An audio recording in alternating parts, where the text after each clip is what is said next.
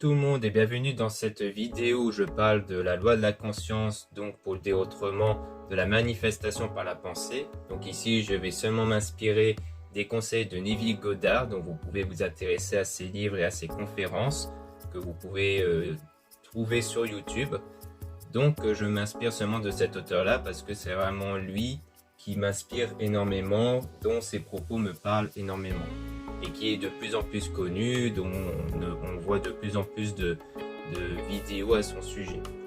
Donc là, dans cette vidéo, je vais parler des techniques de manifestation et surtout ce qu'il faut impérativement savoir sur ces techniques dites de manifestation dans le but d'obtenir votre désir. Parce que moi, j'ai eu un déclic par rapport à ça qui m'a permis de vraiment débloquer pas mal de choses et surtout qu'avant ce déclic, eh bien, je commettais pas mal d'erreurs que beaucoup d'entre vous continuent soit actuellement de faire cette erreur, soit qu'ils l'ont eux-mêmes commis. Donc, il y a quelque chose qu'il faut vraiment connaître sur cette base-là, sur la loi de la conscience. Donc, je dis loi de la conscience pour englober loi d'attraction et loi de la conscience parce que pour moi, c'est une seule et même loi, mais présentée de façon différente. Car dans les deux cas, tout se joue sur un point essentiel qui est les sentiments. C'est les sentiments qui enclenchent le processus de création par votre pensée et rien d'autre. C'est-à-dire que l'erreur qu'on fait généralement, c'est qu'on voit les techniques de manifestation comme étant quelque chose qui va créer directement notre création, notre désir. Alors que les techniques de manifestation ne crée rien du tout. Ce n'est pas ces techniques qui créent votre réalité. Et c'est ça qu'il faut vraiment connaître en majorité.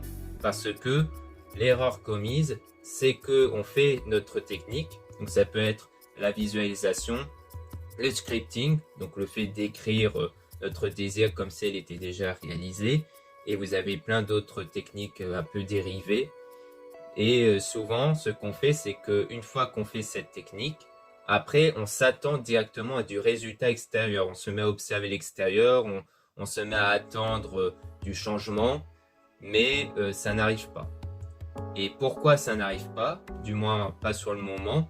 Parce que le but de ces techniques de manifestation, ce n'est pas de créer votre désir. Donc vous allez me dire, ça sert à quoi du coup? Eh bien, ça sert à enclencher en vous ce processus de sentiment. Car comme je le disais au départ, c'est le sentiment qui crée votre désir. Donc, vous ne devez pas avoir l'attente à travers ces techniques de « je vais avoir ma création se réaliser ». Non, je vais avoir mon désir se réaliser. Ce n'est pas ça. C'est le but de cette technique, l'attente que vous devez avoir de ces techniques de manifestation, c'est d'avoir ce sentiment du désir déjà réalisé. Car c'est seulement ce sentiment-là qui crée le processus extérieur. C'est-à-dire, par exemple, si vous faites la technique de visualisation, d'ailleurs, Neville Goddard ne présente que cette technique-là, ou alors la technique d'affirmation. Donc, c'est souvent ces deux techniques que Neville Goddard a présentées à travers ses livres et ses conférences. Le but de ces techniques, c'est de créer ce sentiment-là du désir déjà réalisé. Et de ce fait, c'est grâce à ce sentiment-là enclenché par cette technique que vous allez avoir votre désir. Ce qui signifie que si vous faites votre technique et que vous n'avez pas ce sentiment-là, que vous regardez l'extérieur en espérant qu'il y a du changement sans avoir ce sentiment du désir déjà réalisé, eh bien vous faites fausse route. Et c'est pour ça que souvent, la plupart du temps, les personnes disent que ça ne marche pas parce qu'en fait, il y a la distinction entre celles et ceux qui, après leur technique, ont ce sentiment d'avoir leur désir et d'autres qui ont toujours leur sentiment de frustration et de manque, comme quoi ils n'ont pas ce désir. C'est justement ça le problème, c'est que quand on fait une technique et qu'ensuite on espère directement du résultat, on crée un sentiment de frustration et de manque, parce qu'on se met directement à observer l'extérieur et quand on ne voit pas du résultat, eh bien on a automatiquement ce sentiment de manque. Or c'est ça justement qui crée l'échec dans votre manifestation, parce que vous n'avez pas ce sentiment du désir déjà réalisé. Normalement, quelqu'un qui arrive à bien manifester ne regarde plus l'extérieur. Il ne cherche plus à observer le résultat extérieur. Car la seule chose qui doit lui convenir, c'est le sentiment du désir déjà réalisé. C'est de vivre sa vie normalement et de voir comme si les choses étaient déjà réalisées, étaient déjà concrétisées dans sa vie, même s'il ne le voit pas encore. Et c'est ce sentiment-là qui va créer les choses. Parce que de plus, vous ne pouvez pas savoir quand ça va arriver. C'est-à-dire que le problème, c'est qu'en plus, si vous observez l'extérieur, qui vous dit que ça va arriver maintenant.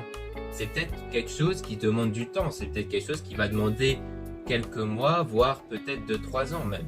Il y en a qui ont manifesté leur désir au bout de 2-3 ans. Donc des fois, ça peut prendre plus de temps. D'où le fait que vous ne devez pas observer l'extérieur, parce que vous ne pouvez pas savoir quand ça va arriver. Mais ce qui est sûr, c'est que si vous persistez avec le sentiment du désir déjà réalisé, ça va tôt ou tard se manifester. Ça, c'est une certitude. Mais seulement si vous avez ce sentiment-là. Si vous n'avez pas ce sentiment-là, ça ne pourra pas marcher. En fait, ce sentiment, c'est un peu comme le carburant qui fait fonctionner votre voiture. Si vous ne mettez pas d'essence, de carburant dans votre voiture, la voiture n'avancera pas. Ce sentiment-là, c'est pareil. Pour vous faire avancer vers votre désir, dans la réalité, il faut avoir comme carburant le sentiment du désir déjà réalisé. Sinon, ça n'avance pas. Donc, du coup, par rapport aux techniques, la technique qui pourrait le mieux marcher pour vous, eh bien, ça va dépendre seulement de vous. C'est-à-dire qu'il n'y a pas une technique qui est mieux que l'autre, tout ça, car ça ne doit dépendre que de vous. Pourquoi? Parce que comme c'est à vous d'enclencher ce sentiment-là, il faut que votre conscience, du moins votre subconscient, voit les choses de façon naturelle. C'est-à-dire que chaque personne est différente, chaque personne a sa façon de procéder. Par exemple, il y en a qui fonctionnent beaucoup avec le visuel, qui aiment bien visualiser des images, des scènes. Ces personnes-là vont donc plus s'approprier de la visualisation. Et d'autres, par contre, préfèrent écrire. Il y en a qui aiment écrire, il y en a, ils ont déjà eu des journaux intimes, des choses comme ça. Donc pour ces personnes, ça sera plus le scripting. Donc le fait d'écrire le désir comme si elle était déjà réalisée. Alors généralement, il y a toujours des images qu'on a en tête. Car il y a bien un point commun parmi tout le monde, c'est l'image en tête. C'est-à-dire que le subconscient se focalise souvent sur des images parce qu'on observe. On a toujours des scènes en tête, on a toujours des points de vue visuels. Mais quand vous écrivez, quand vous faites des affirmations ou la visualisation, vous avez automatiquement toujours une image en tête. Ça, c'est un fait, ça, c'est un point commun. Et du coup, il faut que cette image soit naturelle pour le subconscient. C'est pour ça que je dis que c'est purement subjectif et que les techniques ne dépendent que de vous. Car si vous créez une scène, si vous imaginez une scène ou une phrase ou autre, mais que c'est quelque chose qui ne vous parle pas trop, qui ne vous paraît pas cohérent, qui ne vous paraît pas naturel, alors ce n'est pas bon. Parce qu'il faut voir les choses comme étant naturelles, comme étant réalisables. Par exemple, si vous visualisez une scène avec votre amoureux ou votre amoureuse, mais que c'est une scène qui se passe dans un lieu que vous ne connaissez pas, ou dans un endroit qui vous paraît pas naturel, des choses comme ça, le subconscient aura du mal à voir cette scène comme quelque chose de réel en fait. Du coup, l'idéal c'est par exemple lorsque vous visualisez, eh bien vous devez imaginer une scène qui est crédible, qui est tout à fait réalisable. L'idéal c'est d'avoir une scène dans un lieu que vous connaissez, c'est d'avoir une scène qui se concrétise à l'extérieur, qui peut se concrétiser à l'extérieur. Donc ayez des phrases qui vous sortent naturellement si vous discutez avec cette personne et tout ça. Après, l'idéal quand c'est de la visualisation, c'est de ne pas faire les choses trop longues. C'est-à-dire, ne visualisez pas une scène trop longue où vous parlez énormément, où vous faites plein de choses. Il faut que ce soit court.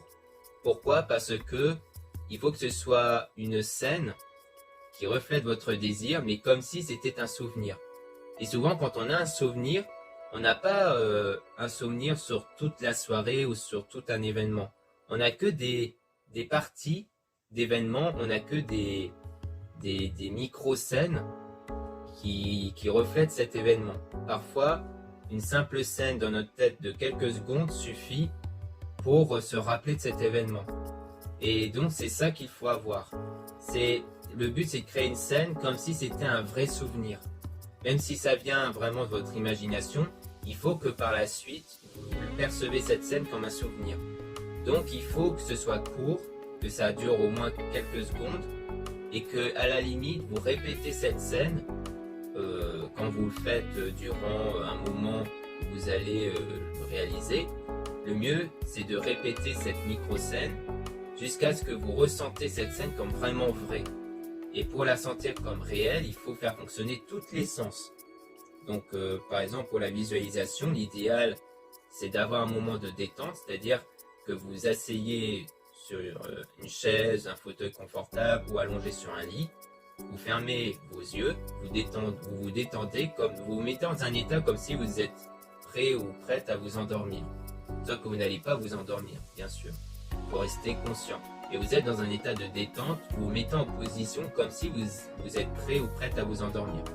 Puis ensuite, quand vous êtes détendu, là vous visualisez une scène, comme je disais, une scène crédible.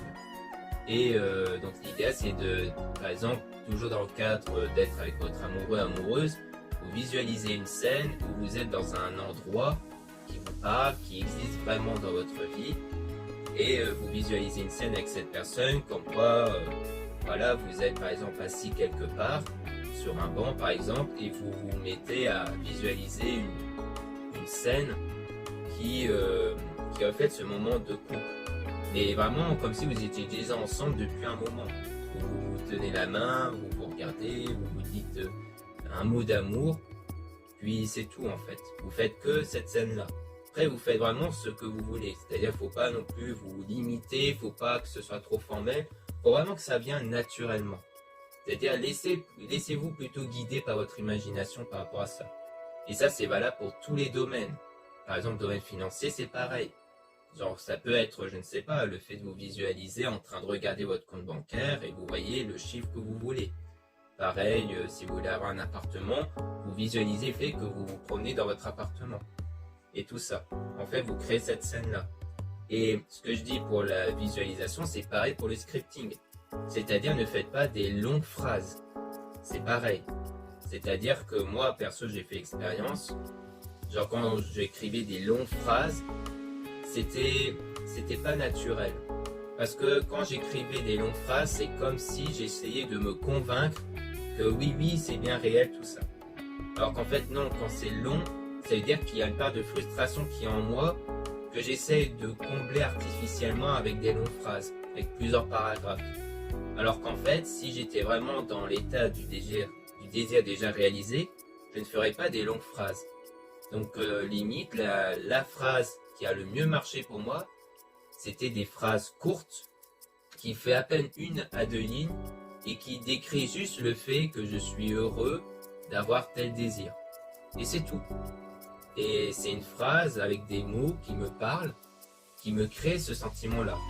Donc moi, je conseillerais toujours de choisir la facilité, de ne pas faire des longues scènes ou des longues phrases, mais de choisir que l'essentiel dans la visualisation ou le scripting, et de faire des choses assez courtes, et qui reflètent cet état du désir déjà réalisé. C'est vraiment ça le truc. Parce que le problème, c'est avec les techniques, c'est que parfois, on cherche à trop l'exploiter pour combler ce sentiment de manque. Or, ça veut dire qu'au plus on l'exploite, au plus on accentue ce sentiment de manque. Je m'explique.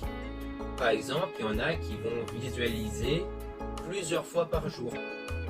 Or, c'est-à-dire qu'ils vont se mettre dans un état de détente, qu'ils vont se faire ça le matin, en milieu de matinée, le midi, tout ça. Or ça, ce n'est pas naturel. Pourquoi? Parce que normalement, si vous faites bien votre visualisation, vous êtes censé ne pas la refaire tout le temps. Vous pouvez genre la faire 1 fois par jour, le matin en vous levant ou le soir, ou à un moment de votre journée, mais vous n'êtes pas censé souvent la faire. Si vous faites trop souvent une technique, ou si vous faites beaucoup de techniques par jour, c'est qu'il y a un problème.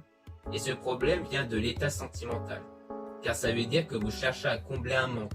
Mais ce qui est vicieux, c'est qu'au plus vous faites la technique pour combler ce sentiment de manque, au plus vous l'accentuez car vous l'affirmez indirectement qu'elle est bien là.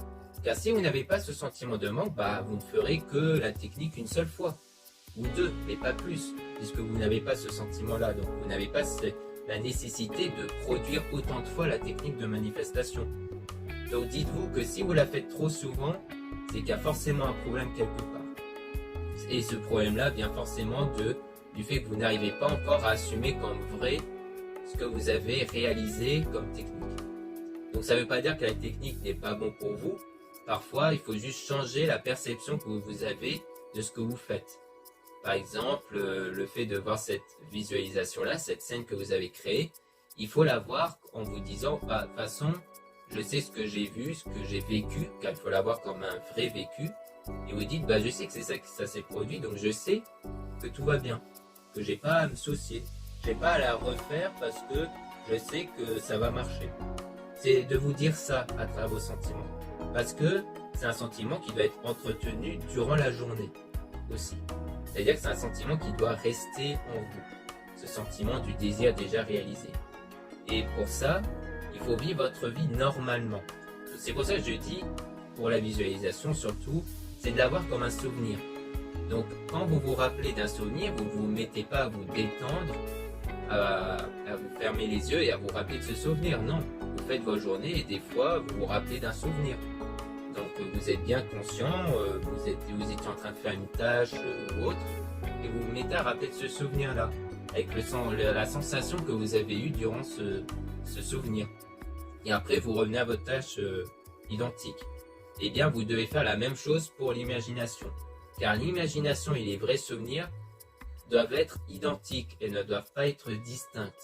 Car le problème aussi, c'est que les gens continuent de distinguer un souhait et un vrai souvenir, des vrais événements. Or, les deux ne doivent pas être distincts. C'est pour ça que la visualisation nécessite de ressentir un maximum de sens, la vue, le toucher, le son, etc. Car c'est grâce à ça que vous allez percevoir ce souvenir comme quelque chose de réel.